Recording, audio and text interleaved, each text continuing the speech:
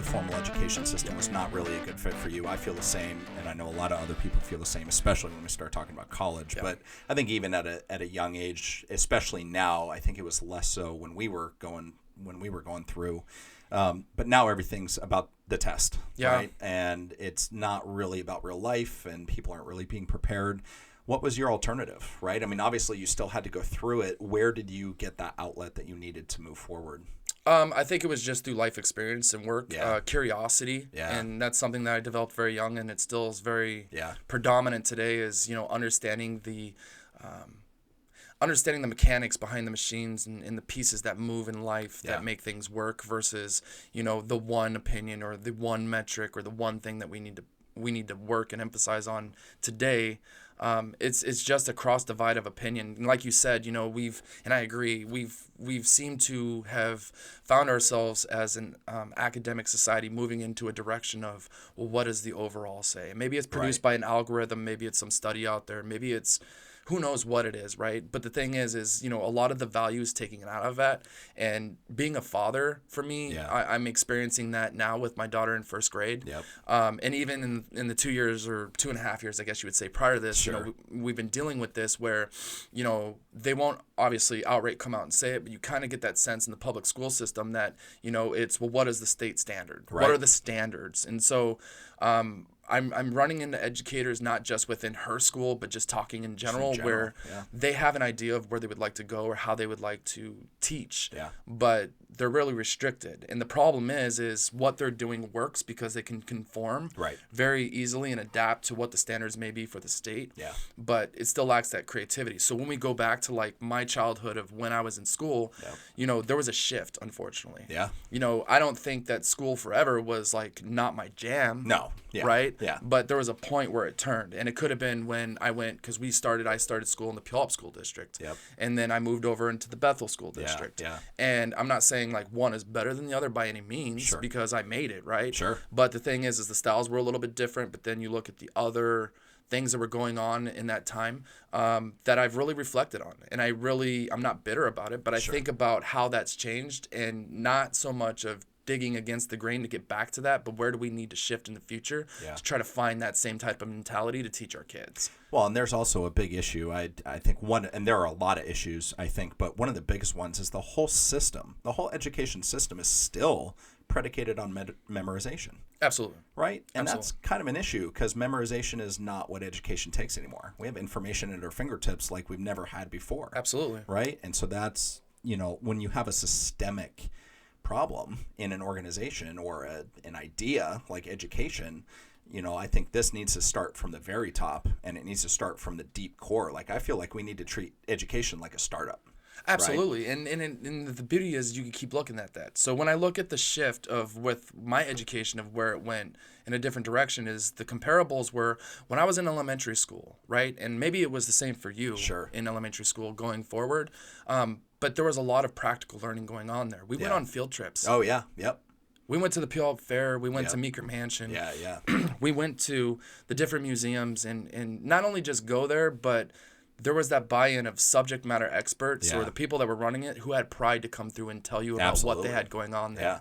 And then it was mixed with some of the text and some of the in-classroom teachings and stuff like that. But like, for my daughter now, should be lucky to go on a field trip once a year, and that might be to the pumpkin patch, which is great, and there's a lot to learn there. That's fun, and it's fun, but I'm seeing it in her and in others where they're turning to Google, and they're turning to some of these other different platforms, because when I grew up, my parents had they bought us I don't even know, some old volume. It wasn't even the up-to-date stuff, but some old volume of some guy who walked by was selling Encyclopedia Britannica to include the Atlas bonus book at the end. But that's what we had. And now, I think we still have some of those. And I think it was my brother that was mentioning to me, maybe it was my father, years ago when I was still in the military, that they had found them and looked through them and were just shocked on how much the information is just different because of technology and advancement or opinion or maybe we shouldn't breathe asbestos hey, I mean, life it just pivots forward, but totally. Here's a question I have for you though. And this is something that I've really been pondering on lately, is when we look at the education system and we look especially in the public school system, right? And I understand that You know, it's more than just the education nowadays. It's the safety and livelihood of our children, and it's some of the responsibilities. And I couldn't imagine being an educator in today's society with, you know, this group of kids who are cool with it, this group of kids who aren't cool with it, these parents now that have something to say about it. I mean, it's extremely, extremely complex, volatile area to play in. But the question is, you know, we can get educators together to stand on Capitol Hill to scream for a salary raise. Sure. Yeah. Why have we not seen yet the major walks and the major decisions? And I'm not trying to start a revolution here. Right. But why aren't we talking about the context of the education? Absolutely. Why aren't we talking about the vessel or the delivery system in which that's going to happen? You know? I think people are afraid. Honestly, I think that's really what it stems from, especially when it comes to educators, because we're talking about breaking the system that we've been using since we were born, right? Since they were born, since their parents were born, since their parents were born. We're talking about a system that's almost irrelevant at this point, right? And if you break it, what does that mean? And I don't know that there is one solid solution, but I think if we at least set up a structure that said, as students, we're going to set up an arena for you to fail. Right? Everybody looks at failure as a negative, right? They will not take the action for fear of failure. Right. And that's a big issue. I think kids need to taste, right? Yeah. They need to go out there, especially when I was young, like I had no idea what I wanted to do or what I was interested in. And I did everything that I could to have the opportunity to at least feel it out. And see it. And I feel like that's suppressed in a lot of ways because it doesn't fit the box of what the education system wants to be pumping out. Right. So I think putting the education system in a position where not only are we going to teach practicality, right, for what's going to happen after school, but also giving a lot more options, right? We've built up this large private college system that pushes everybody, that makes you feel bad that now parents they're pushing their kids towards certain directions because they want to look good to other parents, right? And it's like, so the whole system is messed up, but I think it really does come down to the self-awareness of what's interesting to the kid, right? It's audacious, in my opinion, to think that the kids are going to fit into the box that the education system is trying to pump out. And it's like, why don't we let them decide, right?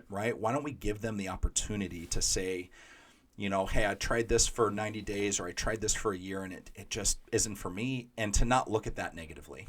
Right? So when you look at that, you know, educators, they can have this different delivery system, and because it's such an investment. Oh, yeah. Right? Yeah. I mean, your knowledge and your wisdom, where you decide to plug in your information, especially like in today's society, is so important on who you listen to or what direction you decide to take. I talk to plenty of professionals out there that have gone and they have worked all their lives, or they've gone to school and they've pushed into direction, and they're just not happy. Yeah. But what do? I mean, you've got so much time invested into something, and you look at the cost and you look at where everything's going now. Hitting the reset is not easy at that point. No, it's, you know, and so when you talk about practicality, I think that's something that needs to drive home, not at the kindergarten level. Yeah, right. But you need to look at we need to look at some of these different populations and in periods of life where it's extremely impactful to have that conversation. Yeah. We're in a huge financial situation right now as an economy and a society. But, you know, when I look back once again and reflect, and I don't know what they're teaching on that level yet, but when I was growing up, it was balance a checkbook. Right. Which I guarantee you that's not. Do you have a checkbook? Yeah. You do have a checkbook? Because I don't. I hardly use it, but yeah. Because everything's digital. Right. You know? Right. I've got people that are really capable of calling me and telling me I owe them money. Yeah, right. Or I'm very capable of the alert popping up to say these bills need to be paid, or they're automatically done. Yep. So, you know, what I would have wished, I guess, you know, which would have been different at the time, is, you know, understanding that the internet maybe not have been mature at the time, but it was definitely doing something and moving in a direction. But I think there were so many influencers around me during that period that were saying the internet will never work. It's not going to be a thing. So many people said that. This is a fad, right? It's going to pass. It's too complicated to figure out. Nobody will be able to do it, and it'll just die away. Right. And that's definitely, obviously, not the case. Fear change, right? Yeah, absolutely. So, honestly, I got the impression graduating from high school that I was being prepared for college. Mm-hmm. That really that was the path. And of course, your counselors and everybody involved is always like, what college are you going to? Like, that was the societal push. Did they ever ask you what you were going to go to college for, or what you were going to do with it? Oh, absolutely. Yep. Yeah? Yep, absolutely. I had some of that as well. But even at the level now with colleges, there's that loop of, here's your degree. Right. Yeah, right. Here you go. Now you're fancy. Yeah. And they're like, well, how do you put this into a resume? Exactly. Well, and here's the sick part. I went to a technical school after the military. I feel it was a complete waste of time because I've learned more in the few years that I've run businesses compared to life, obviously, than I ever did through college. Right. It taught me especially with entrepreneurship, because it was a business, a business-driven degree. I don't really feel that it was real life, and I don't know if it's because the instructors were stuck in academia and they had never actually executed what they were teaching, right. which I think that does happen. But I did not prepare me in any way, shape, or form holistically to go start businesses. Yeah. And I went and start businesses, and I'm on my third one now, and all of a sudden I'm learning real quick. Yeah. And it hasn't always been rainbows and unicorns. I've learned a lot of hard lessons. Sure. But I feel like those hard lessons that I've learned were worth 10, 100, 1,000 times what my entire degree is worth. Yeah. And that's a problem. Why did I waste my time and my money going to school when I didn't really get anything from it? So anyway, that's a core problem. Hey guys, thanks for watching this week's episode. We hope you really enjoyed it. If you love the people and stories of the Puget Sound, please support this podcast by reviewing us and rating us on Apple Podcasts. Stay tuned next week as we continue to curate the underground.